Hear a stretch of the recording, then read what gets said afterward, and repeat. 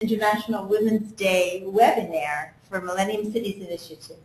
I'm Susan Blaustein, co-director of the MCI, and I'll be your moderator in today's conversation with some of the world's leading practitioners in multiple disciplines working on behalf of women and girls worldwide.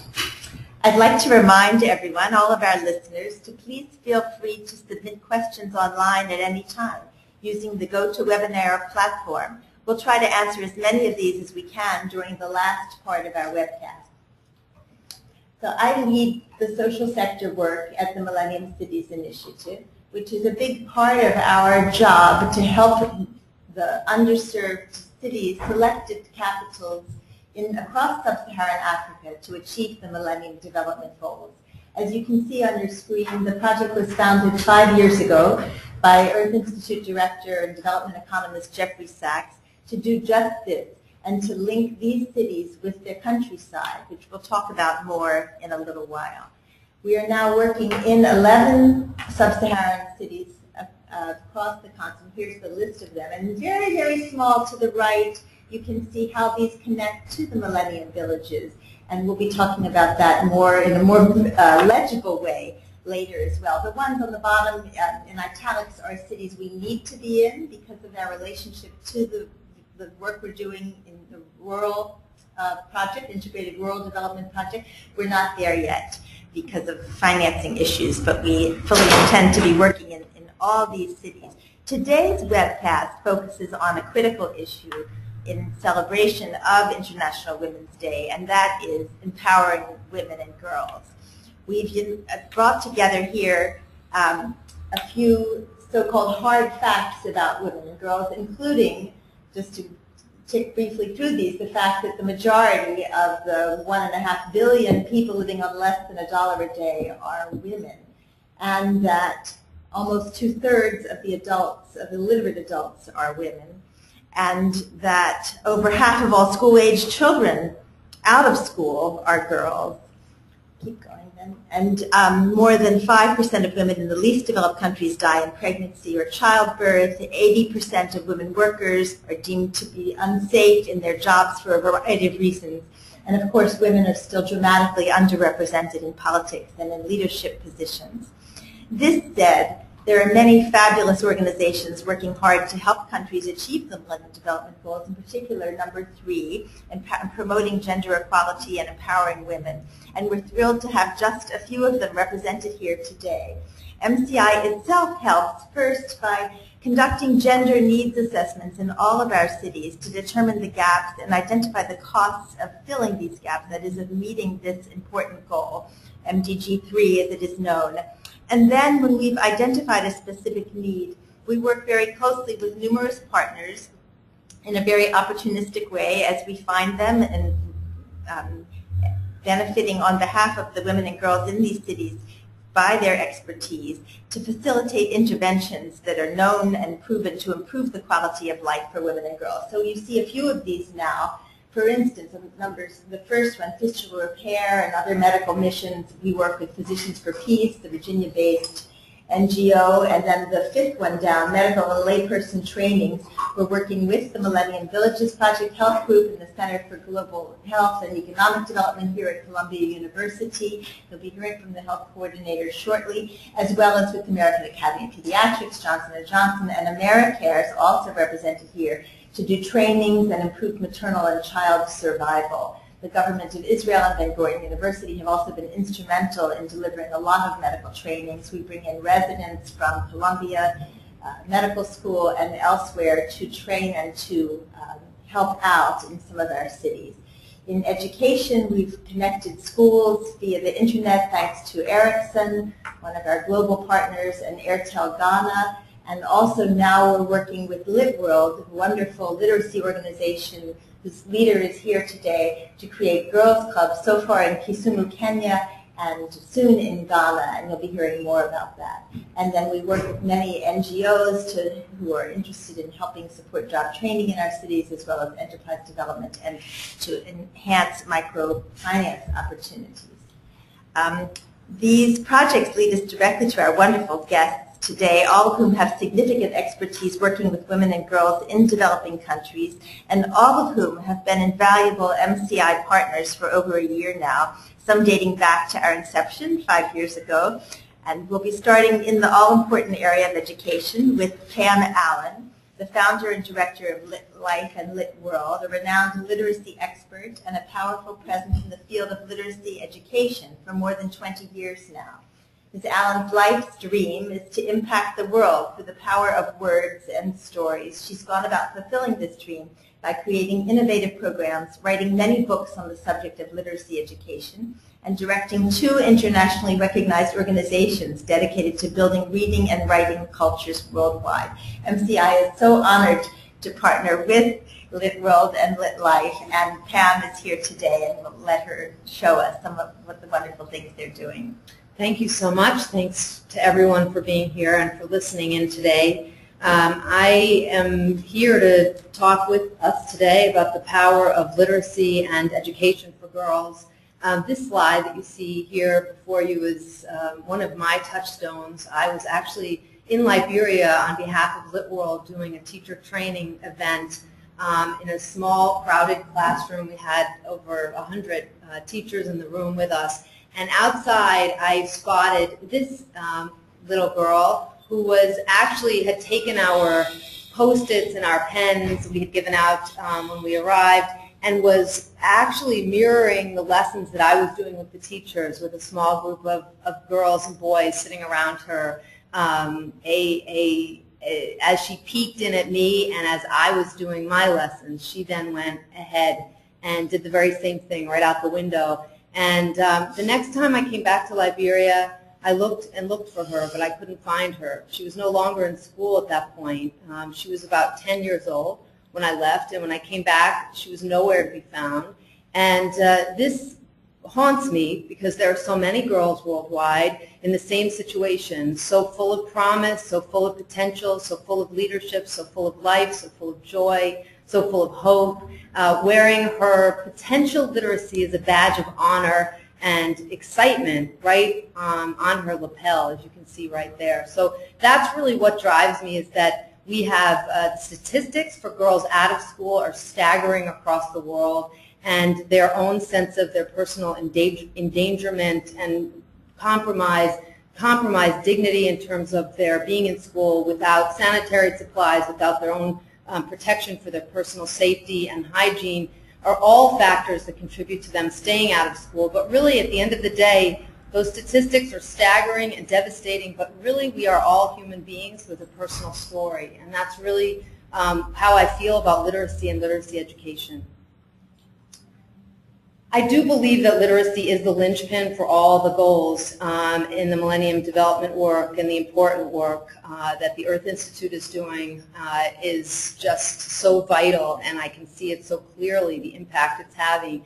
I do believe that if you look at the statistics around literacy and you make those connections, especially to health, that the health outcomes of women and their children are so much better when girls stay in school.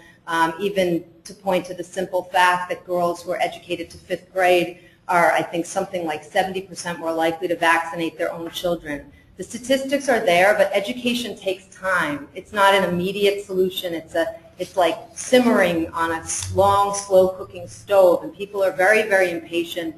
They want data immediately. They want to see change instantaneously. And as we saw with that little girl in the first slide, she's a beautiful young woman who requires and needs and deserves the nurturing that education can bring her.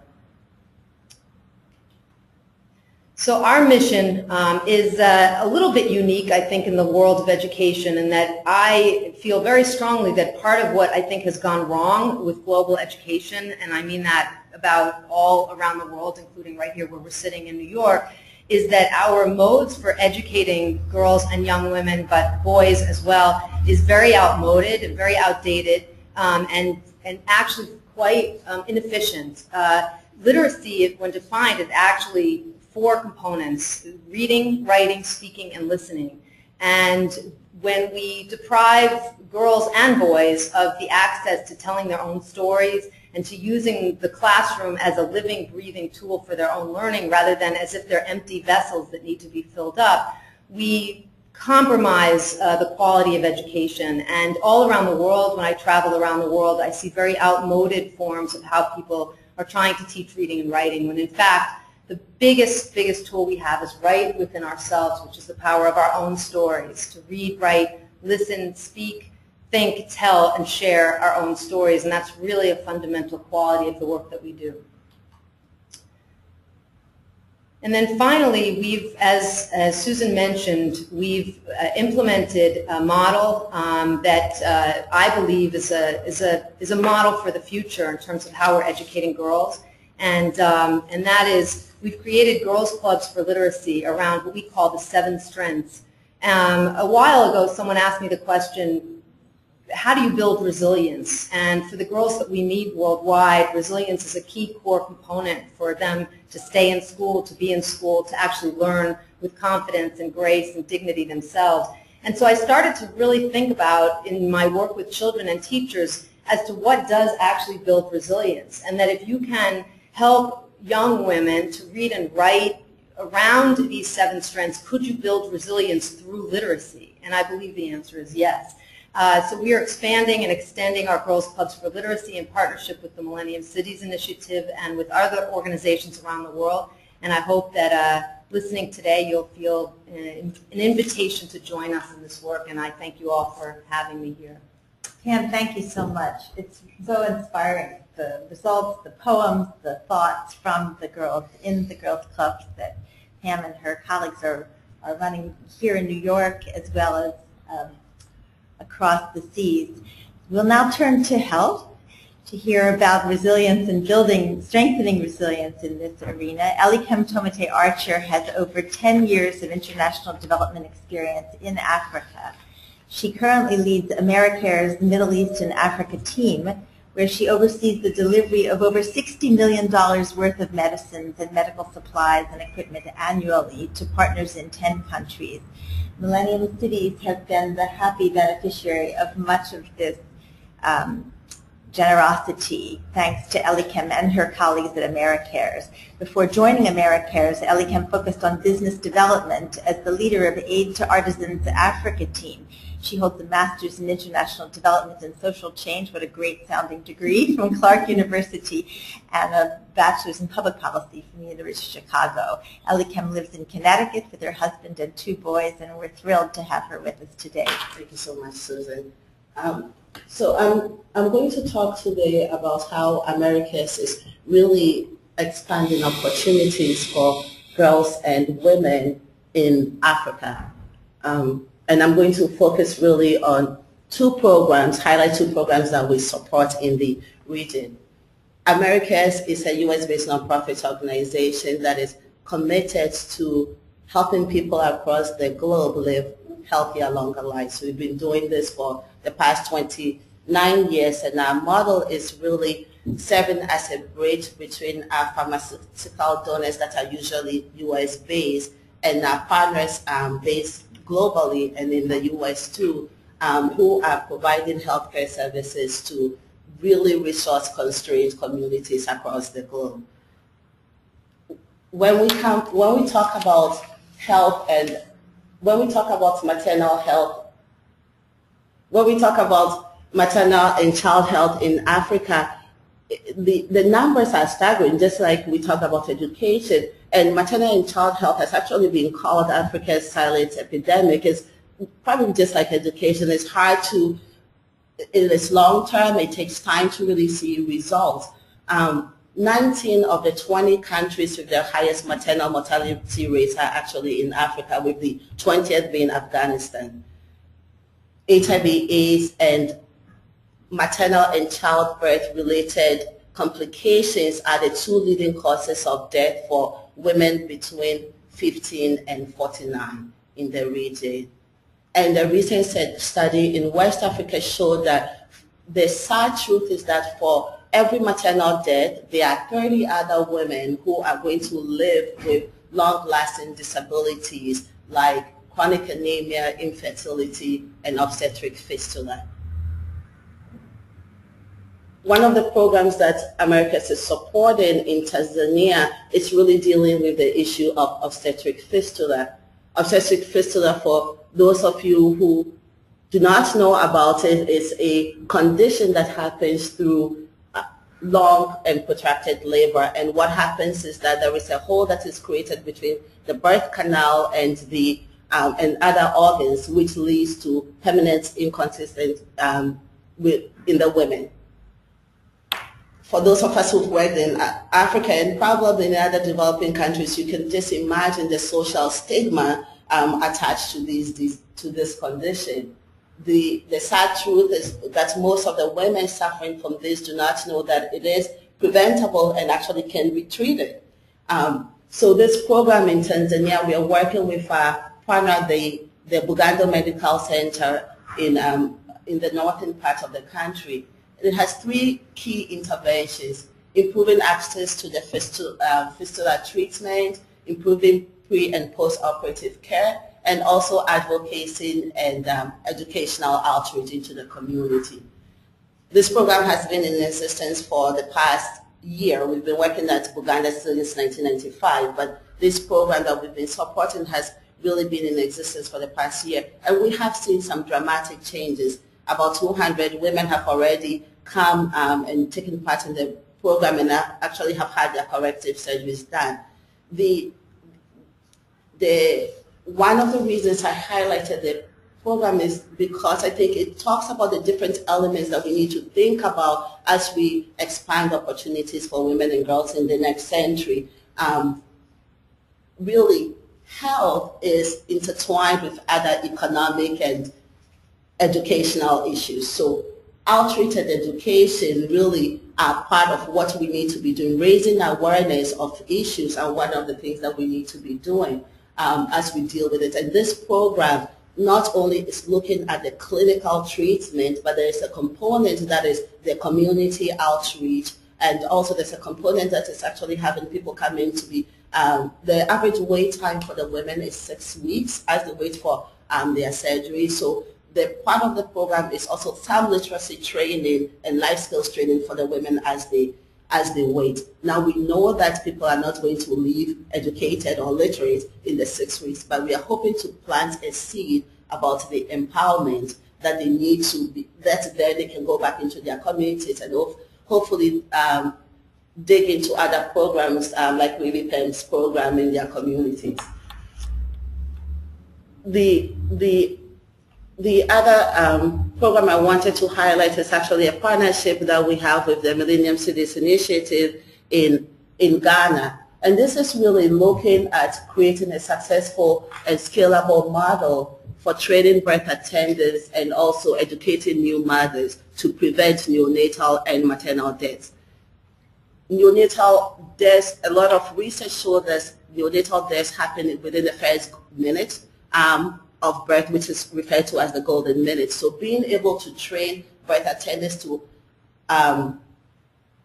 recognize the signs and really have the skills to address those risk factors is really critical to the long-term health of women and girls on the continent. Outreach and education, again, is important for the women in raising awareness of how to care for their infants between the critical months of 0 to 6 months. This is a pilot project that we've been involved with MCI since September 2010, and the numbers are really part of the success story, I think, going forward.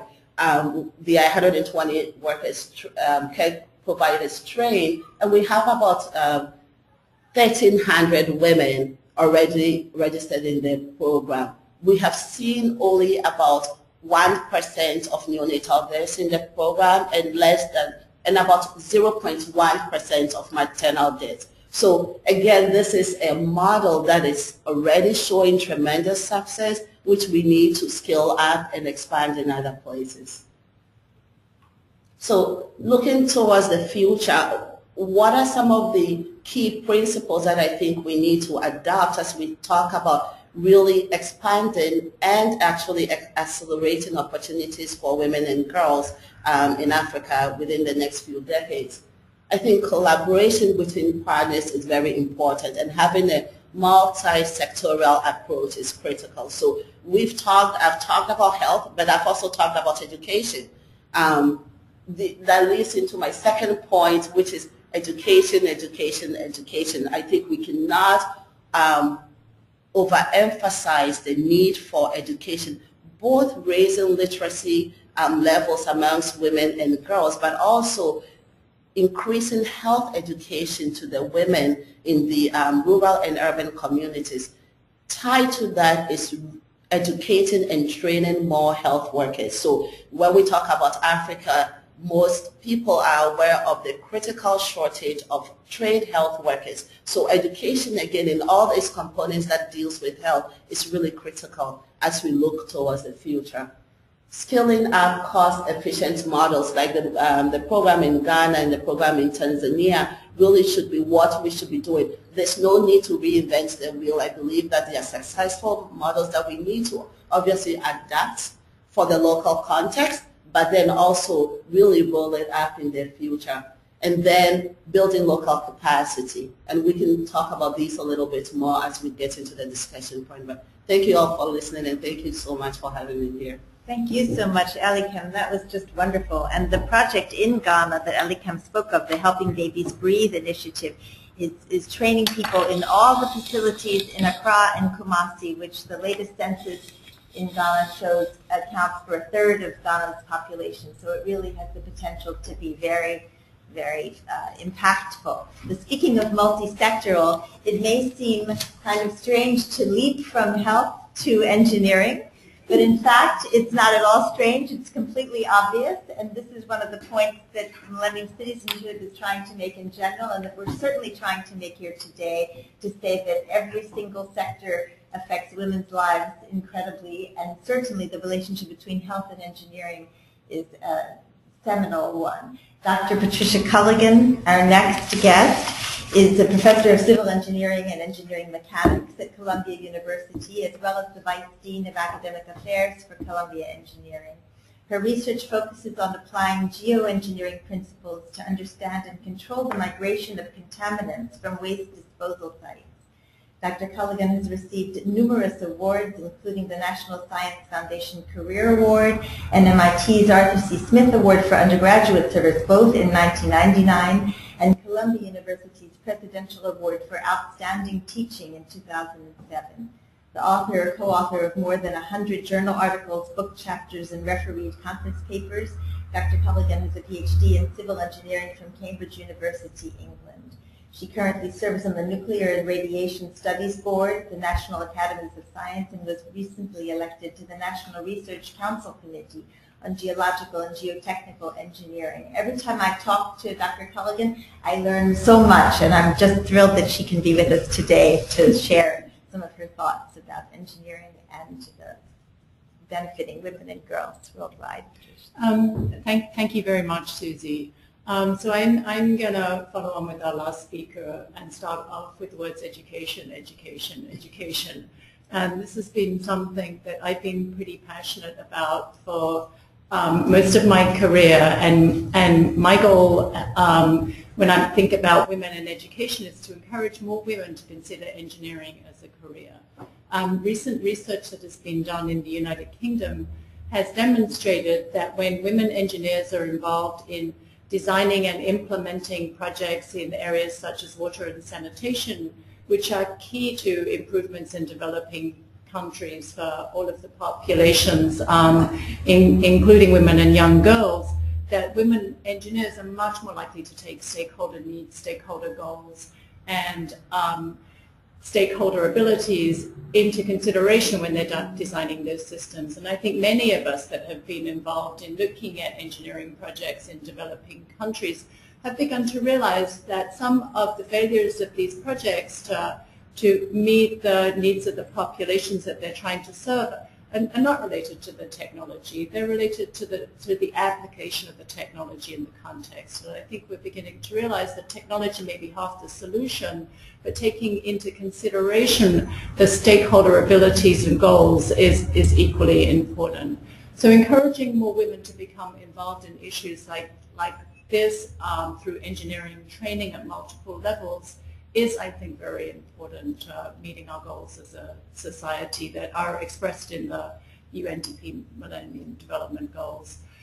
So I started to get interested in this through my own personal experience. I have an undergraduate degree in civil engineering from the University of Leeds in the United Kingdom, and at the time I was one of 5 women out of a class of 120 that were doing that program. I then went on to work in engineering consulting for a couple of years. I was the first female engineer that that consulting firm, which is a well-established consulting firm in the UK, had ever employed. As a faculty member of civil engineering and engineering mechanics at Columbia University, I'm the first woman that that department has hired onto tenure track, has tenured and has promoted to the level of full professor, and I remain the only woman in that department. So I have been very, very interested at trying to understand the barriers to women's entry into engineering as a profession at multiple levels, from the undergraduate to the graduate, and also entrance into the academy as a professor. I've been very lucky to be part of a team that the Earth Institute engaged, sponsored by the National Science Foundation, to look at the advancement of women in the academy. And working through the Earth Institute, we have managed to identify several factors that might influence women's decisions to go into engineering. And I'd like you to think about these, both in the context of, is this impacting potentially my decision to think about this? And might I look at these barriers in a different way? One barrier is that there's a hypothesis that women are actually not attracted to careers in engineering and applied science. So there's some self-selection going on here. And I think there's a perception that engineers work with machines and that women like working with people. But my profession, civil engineering, is really about harnessing technology and engineering science for the betterment of society, for the betterment of civilization. And a lot of the work that I do and a lot of the work that my colleagues do actually involve working with people. I mean, civilization is a collection of people, and our aim through using the skills that we have as engineering and applied sciences is to see if we can improve the living standards for people around the world. So we're finding that a lot of our female engineers are becoming more and more attracted to staying in engineering and graduating when they become involved in efforts like Engineers Without Borders, which are working in multiple countries in Africa, looking at water and sanitation needs for communities there.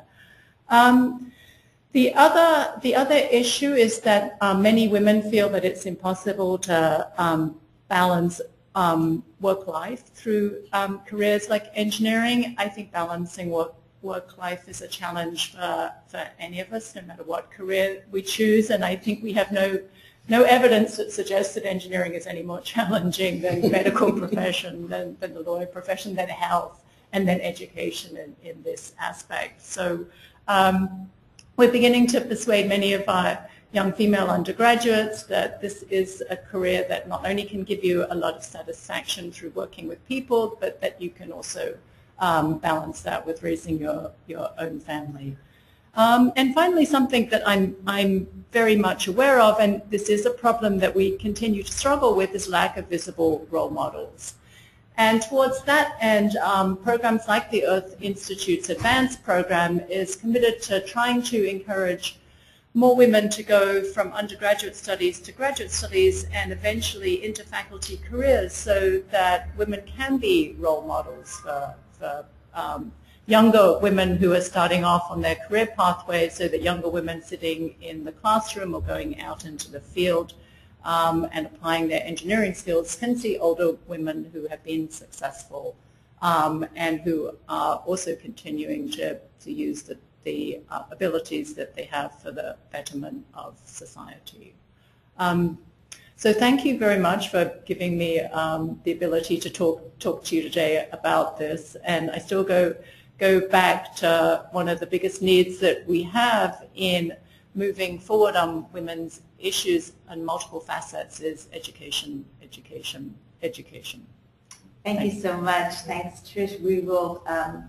We are working together in Ghana And hopefully we'll have a chance to talk about that later in the question and answer period of some of your really nitty-gritty on-the-ground work in Ghana. But I'm so glad that you've been able to reach out to our listeners today about this all-important issue, because we don't get any further if we're stuck at this same place. And so speaking of the importance of women and their knowledge about the built environment, we'll turn now to Dr. Geeta Mehta, Adjunct Professor of Architecture and Urban Design here at Columbia University and the founder of Asia Initiative, a nonprofit active in India, Japan, Australia, and the United States, which works with local NGO partners in South Asia on projects that are pro-women, pro-poor, and pro-environment to empower impoverished rural women and their families. Realizing the need for similar programs in urban slums, Geeta also founded URBSI, User-Generated Cities, I love this name, in Dharavi, Mumbai, which has developed methods of participatory planning and has worked alongside communities in Mumbai, Tokyo, and Istanbul toward improving streets, neighborhoods, and whole cities. And now, thanks to Dr. Mehta's participation with Millennium Cities Initiative in the Urban Design Program in Accra, Accra is also benefiting, and we hope to do so even more from this user-generated cities philosophy. So over to you, Dr. Mehta. Thank you very much, Susan, and thank you to all our listeners. I'm going to talk a bit about Asia Initiative's work in South Asia. And as Susan mentioned, all our projects are pro-poor, pro-women, and pro-environment. This is actually a philosophy that Professor Swaminathan has put forward, and we really believe in that. So all our projects adhere to that. I'm going to speak about three projects today, three initiatives that we have. The first one is microcredit, and it's different than the microcredit that's being criticized a lot in the press now.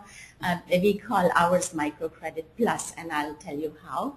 And then I'll talk about education, and then a digital bridge initiative that we have.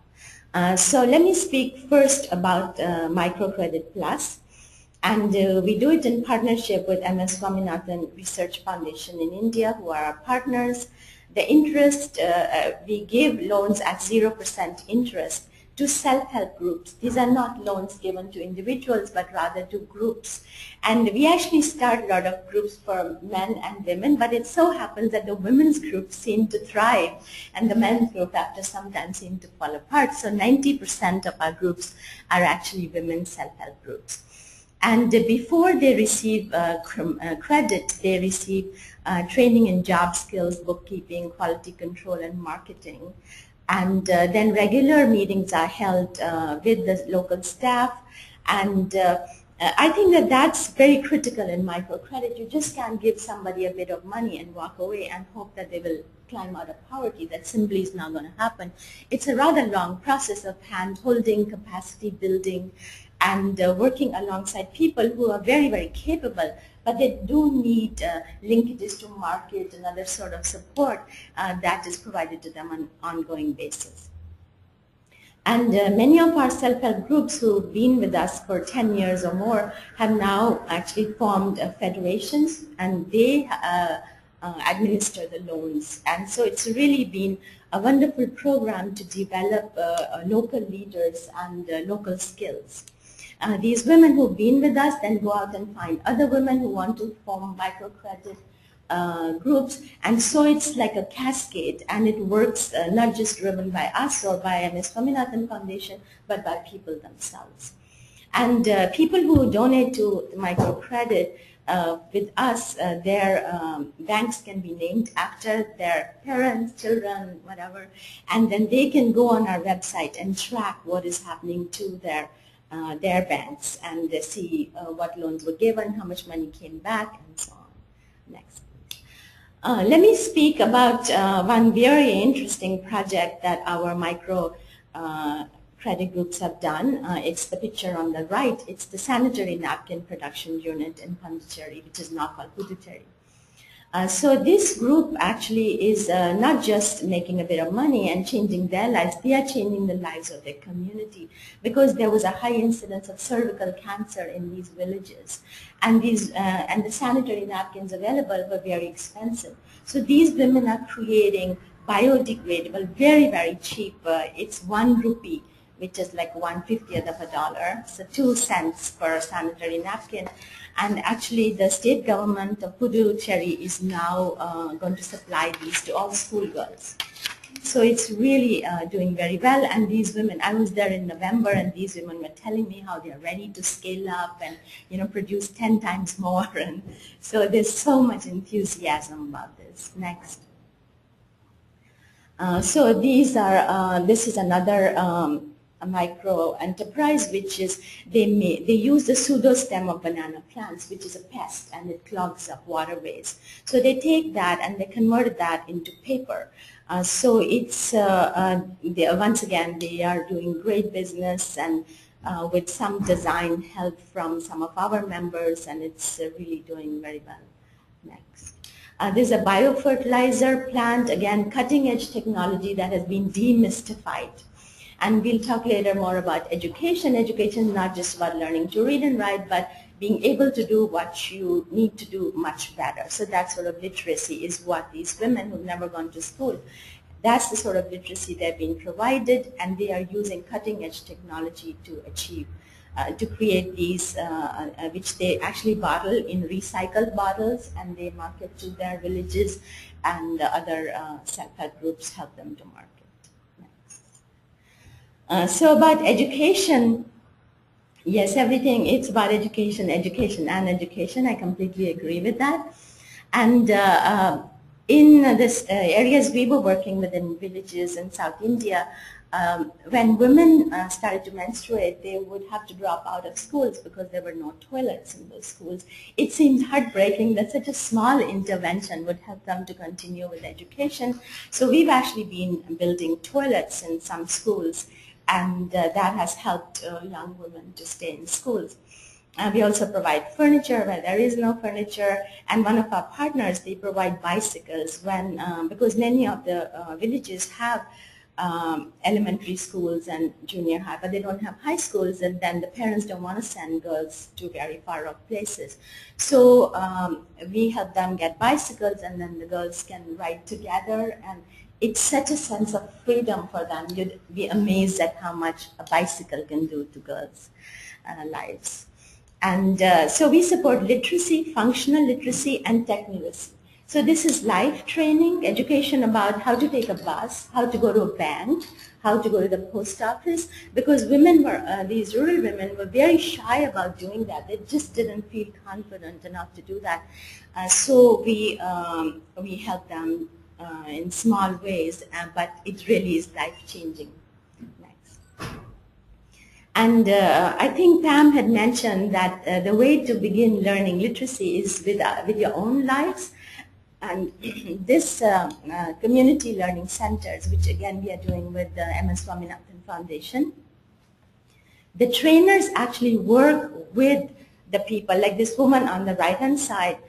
So she's actually a star of this program because she never went to school and now she can read and write, and she's so proud and such a role model. But what the trainer on the left, a wonderful man, what he did is he worked with her. He went to her house, he photographed her cow, her husband, her children, her kitchen, her stove, and through that he created a literacy segment tuned only for her, specifically for her. And now you can do it with information technology, right? It's not so hard to do. And then she learned to read, and she's now teaching other people to read, and so it's quite a wonderful story. Next. And this is another community learning center. Community learning centers are established in rural areas where the whole community actually gets involved. And I went for the opening of this center, and you wouldn't believe it was like a big festival in the village with drums and dancing, and everybody was very excited about this issue because the community learning centers are becoming like the hubs in these villages. They are providing demand-driven information. They are teaching people to read and write. They are working with students when they come out of schools. And it's like a whole village project. Next. Another initiative that we've had for the past 10 years is Digital Bridge Initiative, bringing cutting-edge technology to the villages. And once again, our partner here is MS Swaminathan Foundation. And what they do is they do this at the invitation of the village. So the village has to come and say, okay, we want to have this center. They have to provide the accommodation. They have to provide volunteers. And half of the volunteers have to be women. And these people simply have to have a high school degree, and then they are brought to the MS Swaminathan Foundation for training. And then they go back and run these centers, and they provide, again, demand-driven information. And when the projects were started, it was thought that people will want information about prices of agricultural produce and fertilizers, and when to sow seeds, and when to apply any kind of pesticide. But it has turned out that people have really molded it to what they need, and a lot of information that's being asked for is health-related information. Women in Indian villages are very shy about talking to a male doctor, but they don't mind talking to a male doctor on the television, on the computer screen, and the questions they have. So the local people, local village people who run these centers are trained to find this information through the internet, through MS Swaminathan Foundation, and through other medical centers that they've been connected to, so they can actually provide that information. It's become an amazing, empowering tool.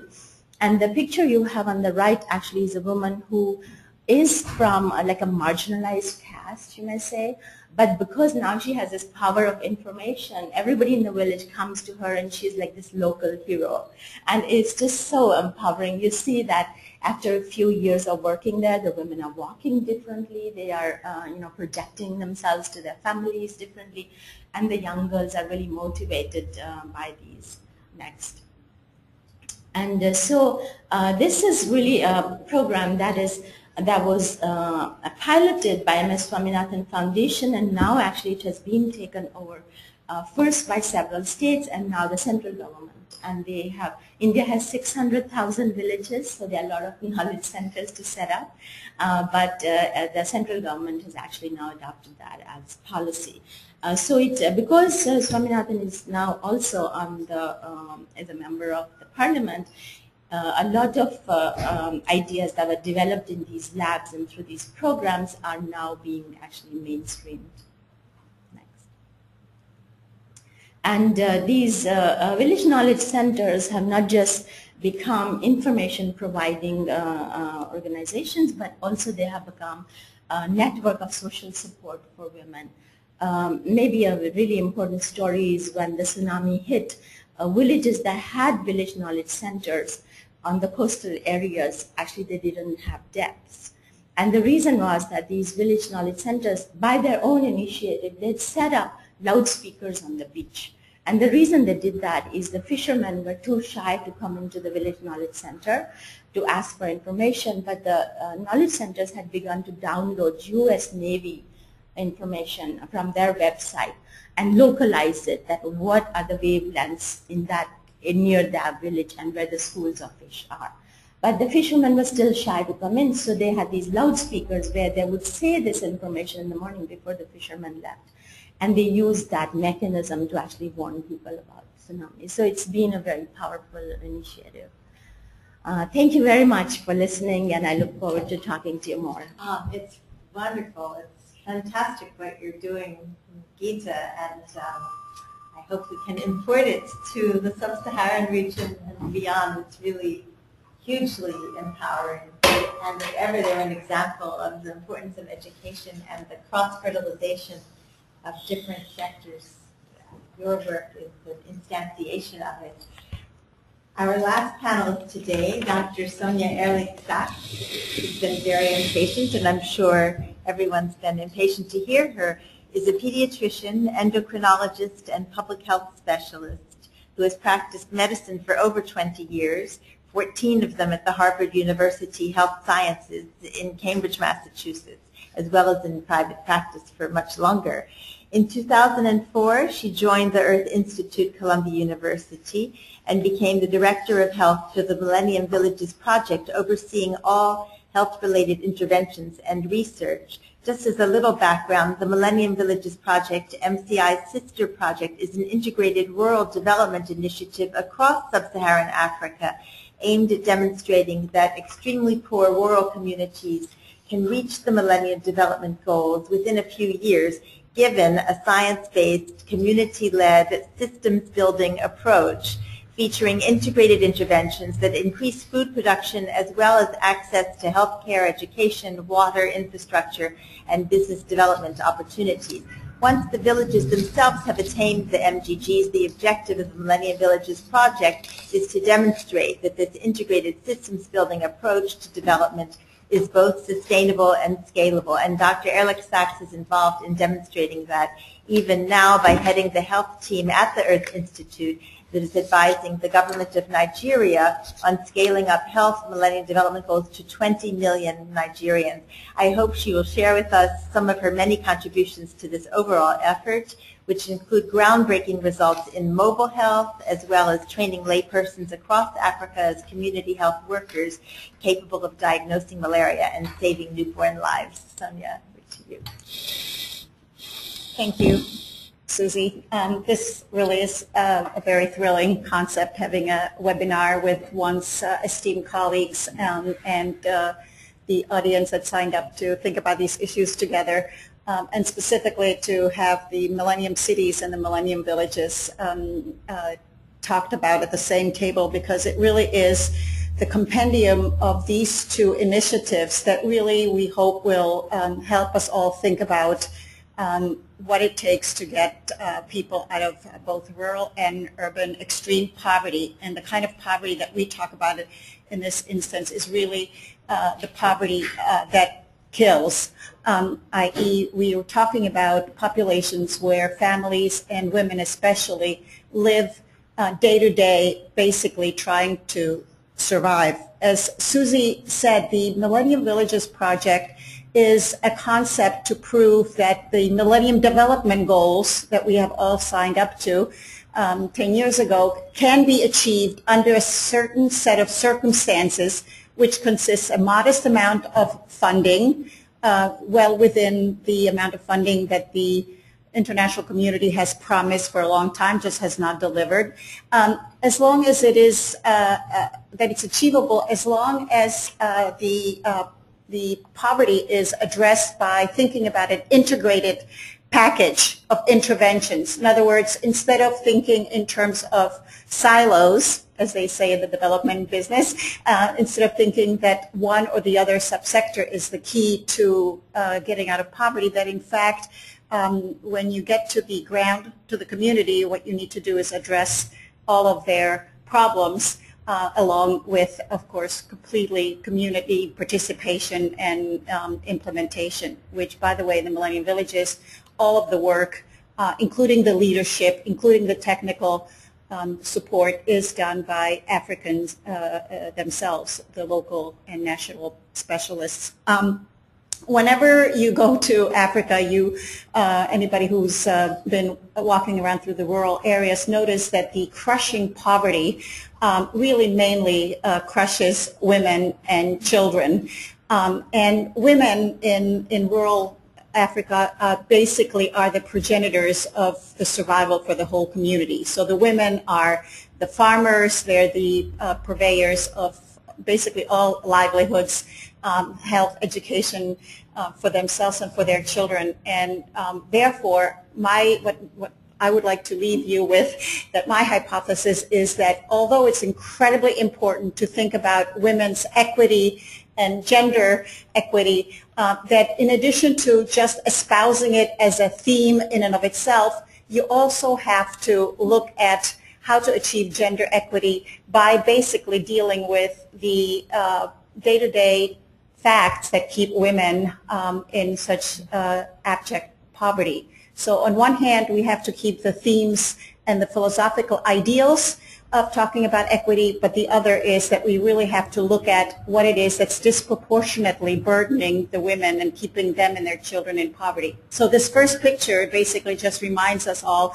that women are the main farmers in sub-Saharan Africa. You really mainly see women doing this back-breaking labor, and that takes a huge amount of time, pretty much all year round, doing the different steps of preparing the soil, planting, watering, harvesting, etc. The next slide shows what happens when you help the community with increased practical investments into agricultural inputs. So if the households are helped with fertilizer and improved seeds and some sort of smallholder irrigation, the yields triple and quadruple is what we have learned in the Millennium Villages, which are in 10 countries and 14 sites, that the increased agricultural yield can happen from one growing season to the next by increasing the inputs.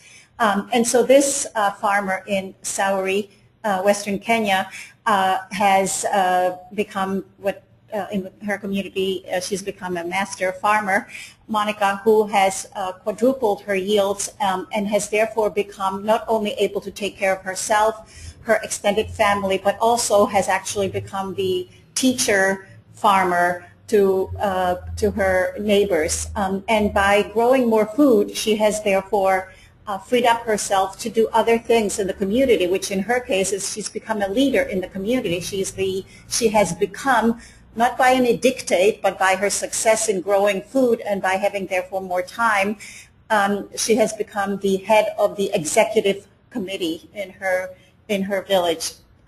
The extra food that's been able to be produced in all of the 14 sites all across sub-Saharan Africa from the agricultural input has many consequences, not the least of which being demonstrated in this project, this picture, which is that the farmers, for the first time having a surplus, are able to give surplus grain to the schools, and children have school meals in all of the Millennium Villages, which has many obvious consequences, not the least of which being that it attracts women or allows families to send girls to school because the family knows that at least the girl will get her at least one meal a day. The other consequences, of course, of the increased surplus in food production is that not only do all these communities have school meals, but they also are able for the first time to go to the market, sell their surplus grain, and therefore get some cash and start diversifying into different forms of livelihoods. The next picture shows, again, women are beasts of burden in these low-income setting areas like in sub-Saharan Africa, where they are spending tons of time being farmers, here gathering wood for to be able to cook usually one meal a day, and so women make many trips to get the fuel, which not only causes tremendous deforestation and ecological devastation from the inefficient energy use, but also, again, is physically demanding and time-consuming for the women. The next picture shows, yet again, the other hugely time-consuming and physically demanding activity that women spend hours in, which is fetching water for the household. The top left picture is a woman that I befriended in Koraro in Ethiopia, who showed me that she goes with that yellow canister 3 times a day to fetch water, which she often has to do with a couple of her children in tow, and each trip takes an hour, so the round trip takes 2 hours, and she does that 3 times a day. And I followed her to where she went to get the water, and it on the right side shows you where the water was coming from, which was they were digging to where the water table was the shallowest, and so they could get water from of course mixed with sand and dirt from that. And then on the left bottom picture shows you that girls who should be in school are already starting to work on sustaining the family by being the mules that carry the water. And so something as simple as this picture shows, which is a little bit of a couple $100 investment, a small investment, but not for a community that has no cash, to bring the water, safe, clean water from the high mountains that you see in the background where the women used to climb up to the water springs, just by having it piped to closer to the center of the village. This time-consuming, back-breaking work can be reduced to something that can be done within a couple minutes, and that's a huge progress. The next picture, just briefly to say that, of course, access to health services is critical for the family and especially for women. The picture on the left shows just a bed net, which a simple $5 insecticide impregnated bed net, which lasts for 5 years and can sleep 2 or 3 people. It drastically reduces the deaths of pregnant women, who are mostly vulnerable to malaria death, and of children under 5, that are the next category of population that dies frequently from malaria.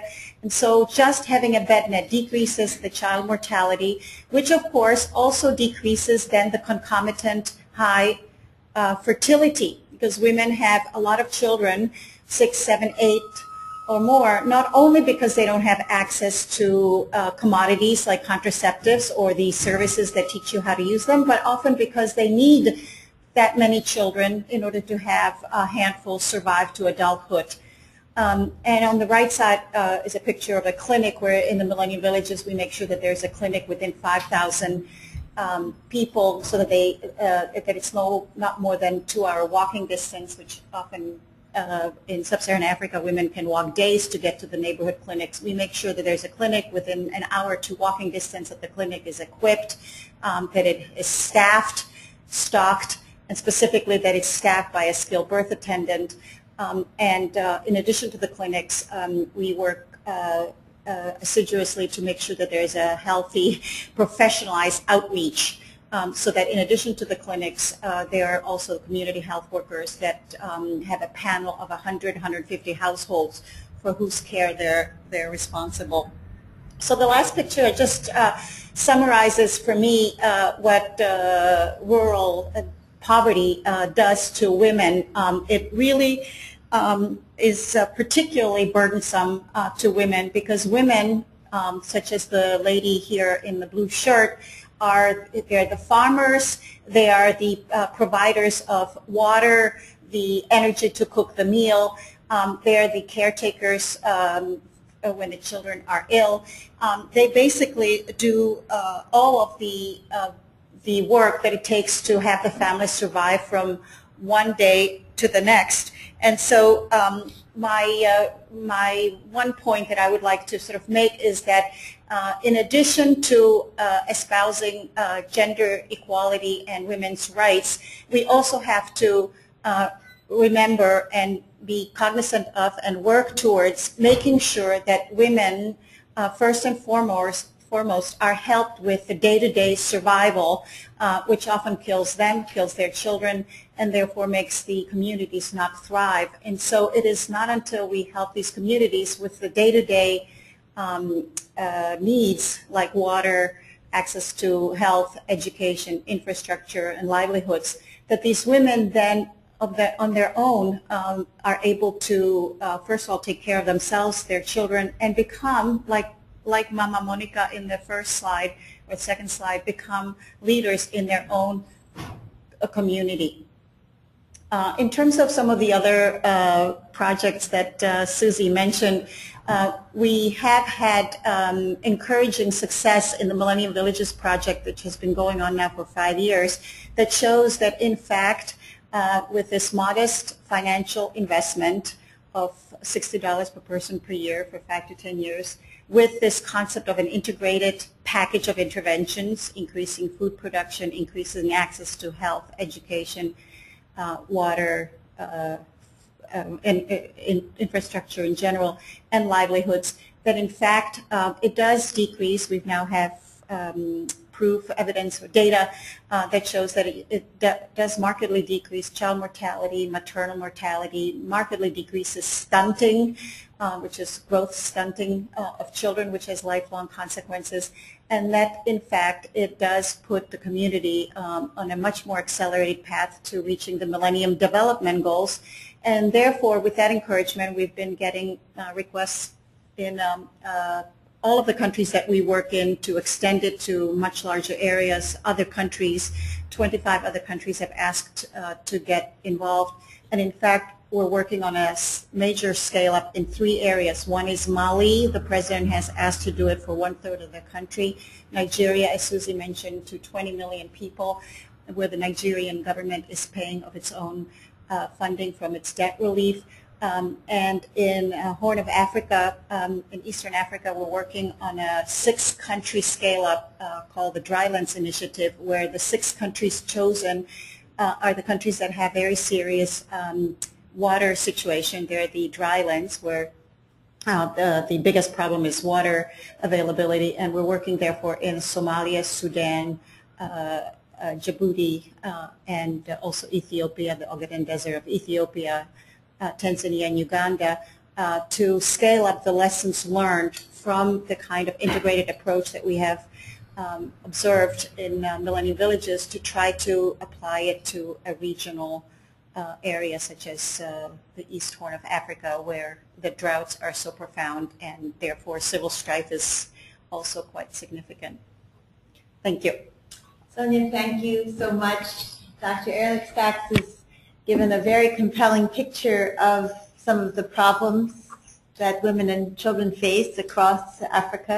What she hasn't really told you, modest as she is the degree to which Dr. Sachs is a part of the thought leadership in finding the solutions, particularly in health, in building small, sustainable, and cost-effective systems, from the training of the community health worker to the use of the mobile technologies to the saving of newborn lives, inoculations, transmission from mother to child of HIV/AIDS, and everything else. So thank you so much for sharing with us some of our challenges and for being with us here today. This partnership from the countryside to the cities is obviously more and more important, as more than half the world now is in cities, and yet they're there because of the failure or the success of the countryside. If the farms thrive, you need fewer farmers. If they're failing, of course, people are pouring into the cities, which then becomes our challenge. At this point, I want to thank all of you for your exciting and thought-provoking remarks. We've seen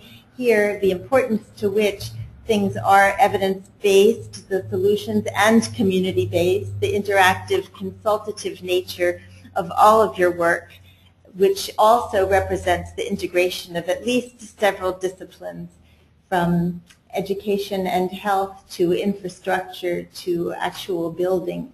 So do we have time for any questions? We would like to open it up. 2 questions from our listeners, one of which has come in the last few minutes, and we were asked if the speakers could discuss, in fact, just what we were talking about, the need or value in creating interdisciplinary teams or in working in interdisciplinary teams. And I guess first I would address this to Dr. Culligan so that you can talk a little bit about some of the work you've done in Ghana, Bangladesh, or wherever you choose.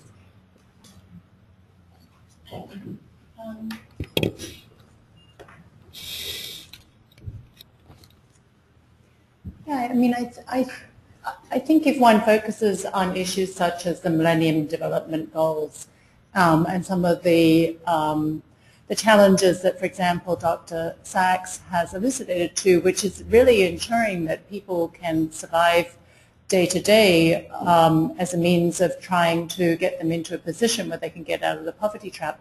I think many of us that are looking at those challenges in areas such as water and sanitation have come to realize that the solution does not just require expertise from one particular discipline. With respect to engineering, one requires expertise that is understanding what type of infrastructures might be appropriate in the area of water and sanitation. But as I said earlier, we need to partner with people that understand the local context, that understand the needs of the stakeholders, that understands their desires and goals, and how infrastructure might mesh with their lifestyle. We also need people that have training in health to understand the particular health needs of the communities and how the infrastructures might be designed to target some of the more pressing health needs. I mean, Dr. Sachs mentioned issues related to malaria in the communities that she's dealing with. In the communities that Susie mentioned that I'm dealing with in Bangladesh, we're facing issues that are more related to diarrheal disease as a result of pathogens in the groundwater. So we need to partner with health experts to understand what pathogens to target, and then we also need to partner with microbiologists to understand how those pathogens are distributed in the environment so that we can create solutions that isolate those particular disease vectors from the population that we're trying to serve. So one example with the project that I'm involved with in Bangladesh, we actually have 5 universities and I would say 6 areas of expertise involved on that project. And our goal is fairly simple. It's to try and ensure that the communities that we're dealing with have groundwater that they use for drinking water that's free from pathogens so that we can reduce the incidence of diarrheal disease among those communities, which is also very crippling when it comes to the ability of those communities to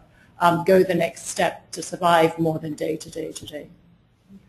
Thank you. Well, once you've found the solutions there in Bangladesh, maybe we can apply some of them in Accra, where we're finding much the same thing.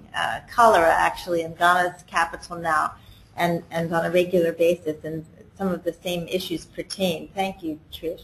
We have another question from the audience that I would like to direct to Pam Allen, LitWorld's director, which is, what are the next steps or challenges you most want to help with? And you might take this opportunity, Pam, to tell us about tomorrow, LitWorld's great worldwide event to celebrate literacy. But anything else you want to talk about? Sure. Well, I think there's one of the great things, as everyone here has mentioned, education, education, education, is that there are many ways that everybody can get involved in changing the paradigm. And Susie mentioned tomorrow is LitWorld's World Read Aloud Day. Actually, it's already started in different parts of the world today. It's a really exciting advocacy, a way for us all to raise our voices for global literacy, to take some time to read aloud to somebody you love or somebody you don't know. We're also having in Times Square, starting tonight at midnight for 24 hours, a read aloud marathon to demonstrate the importance of reading for all children worldwide. But in terms of what everybody can do, one of the beautiful things I think about the model of social entrepreneurship in general is that everybody at any age can be an entrepreneur.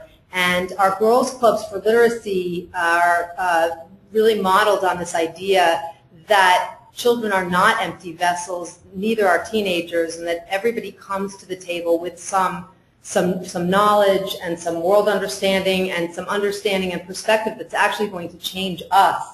And so we are really pioneering, I believe, ideas about the classroom and about the way learning takes place. What I dream is that there are, and in fact, what Sonia said about what gets in the way on a day-to-day basis of girls in terms of going to school leads me to think that we probably are thinking very much inside small boxes when it comes to education.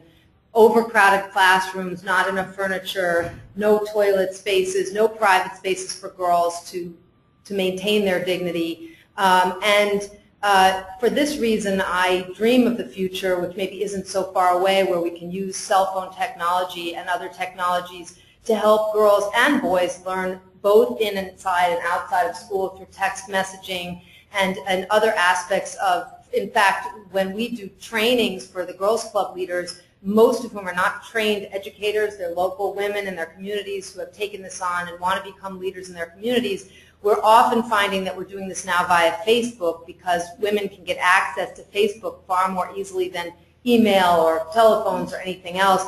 And so they can go to an internet cafe and get right onto the Facebook. So it's a wonderful time for education and for us all to be involved and for the social network to do its job in transforming the landscape for all of us.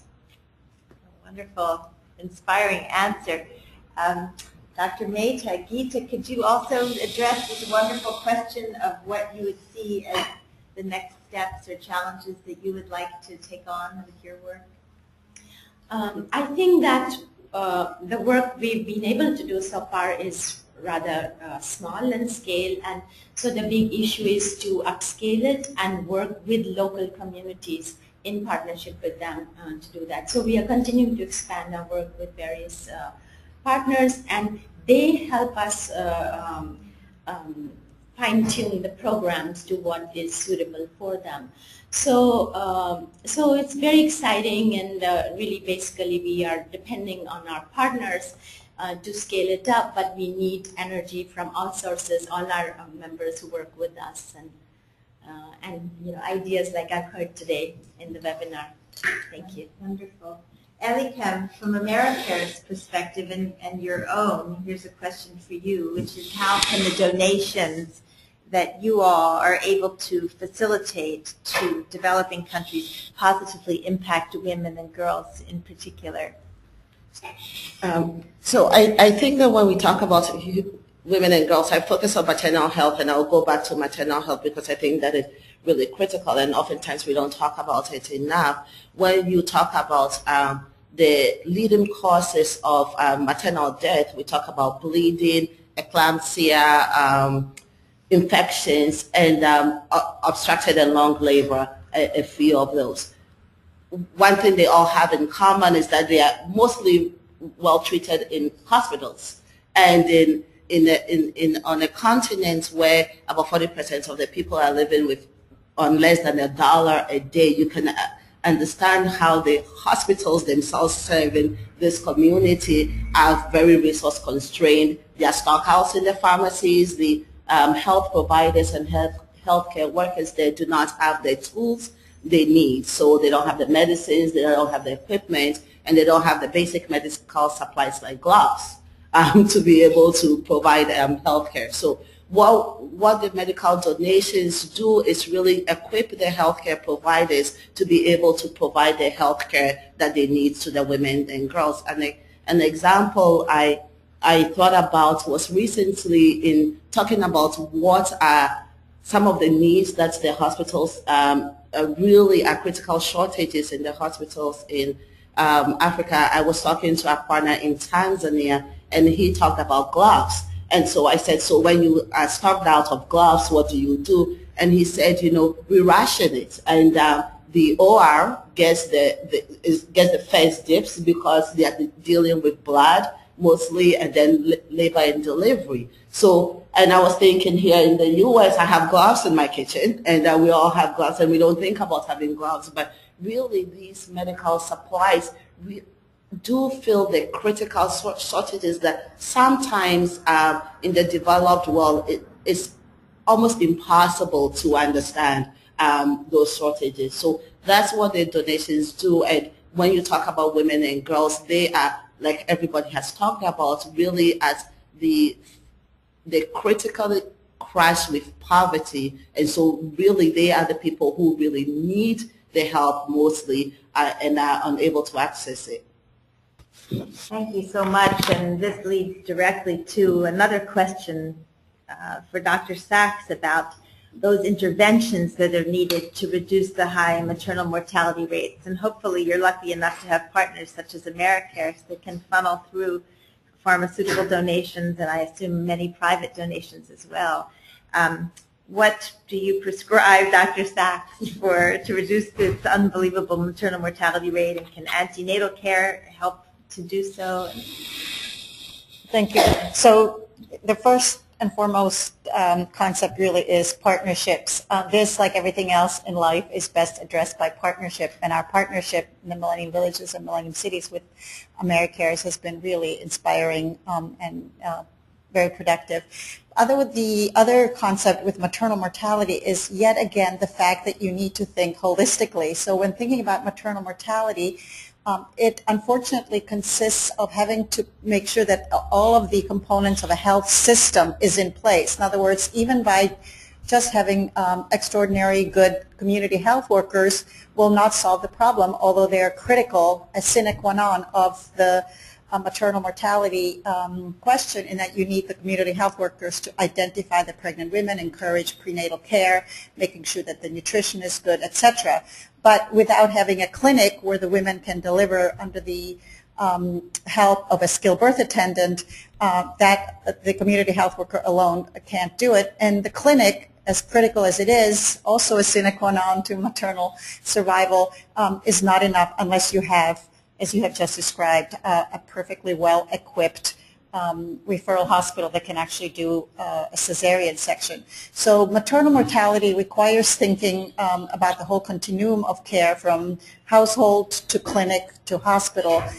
And it also points out that you need to think about intersectoral approach, because even having a community health worker, even having a clinic with a skilled birth attendant, and even having a hospital that is equipped to deal with obstructed labor and cesarean section, if you don't have the transportation to deliver the woman there, and if you don't have the telephony or other form of communication so that the women can actually summon the transportation and be therefore attended to at a higher referral center, then she will die in spite of everything being in place. So maternal mortality, which is being addressed by the international community, belatedly so now because it's a little bit more complicated, really is an example of two things. One is that you need a whole sort of a systemic approach to health. It's not just a question of clinics or community health workers, but you need the whole system. And it also points out the integrated approach to community welfare, in that you actually need increased food production so the women are well fed. You need transportation so that there is ability to transfer serious cases. And you also need education, because it's by women being educated that you have a much better control over what the women's choices are in terms of how many children and how she's going to deliver. So maternal mortality is complex. It's starting to be properly addressed. Even the Global Fund for AIDS, TB, and Malaria has started finally to open what they call a health systems window, so that it's not just malaria or just TB, but that we're starting to think about clinical programs that require the systematic systems approach to survival and well-being.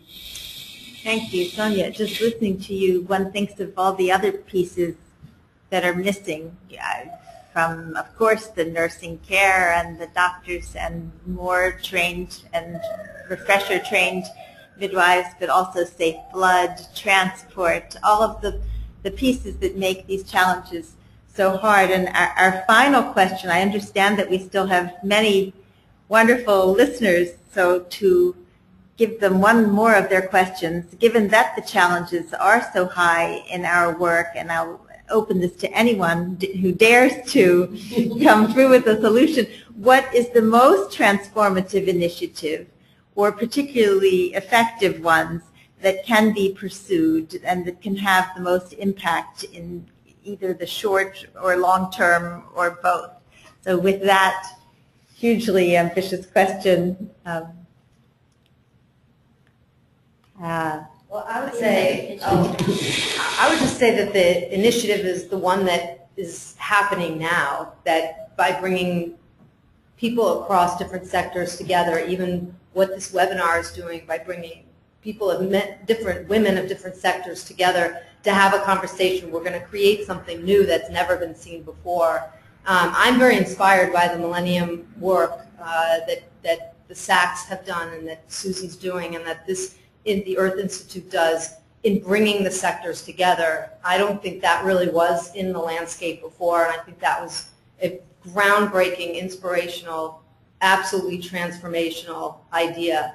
And we see it happening right here. One of our partners in New York City is the Harlem Children's Zone, and we see Jeffrey Canada doing the same thing, trying to really reach out across the sectors, and we're honored to participate with him as well. But I do think that the best idea is yet to come. I think that is a very, very, very exciting moment, actually, in this sort of development work, because I see that more than ever before, people are talking to each other, not just at the institutional level across countries, but people learning from people. And I think you talked about Facebook and social media, and I think there's huge opportunity in farm-to-farm learning, for example, in women's club to women's club across the world. And I think that those sorts of networks really have to be strengthened. So it's not just a few organizations who can do in their field, but people can begin to talk to each other, and maybe our role is in structuring that conversation so it can be most effective. So I see that as a really, really exciting possibility in this moment. Well, it's wonderful what you both suggested, because of course the final Millennium Development Goal is global partnerships for development.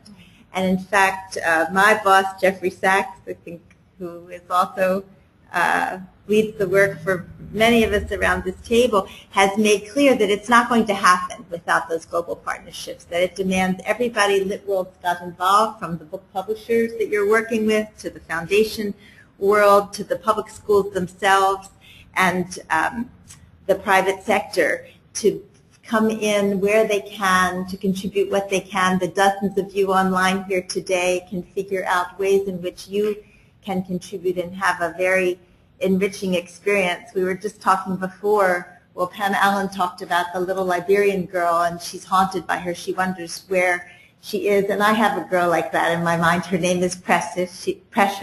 She's from Ashanti land in Ghana, and she wants to be a doctor, and she's coming up against every possible obstacle that you can imagine along the way. And I don't know if Precious is going to achieve her goals or not, but children like this, young women with the world in front of them and all manner of talents and creativity at their disposal, need the chance to fulfill their dreams. So in honor of Women's Day, International Women's Day, the 100th year of that, in fact, let us rededicate ourselves with the examples of the fabulous experts around the table. Thank you so much for being here this morning, for participating in this webcast, everyone, and for joining in this important global effort to support women and girls. Thank you, Susie. Thank you. Thank you.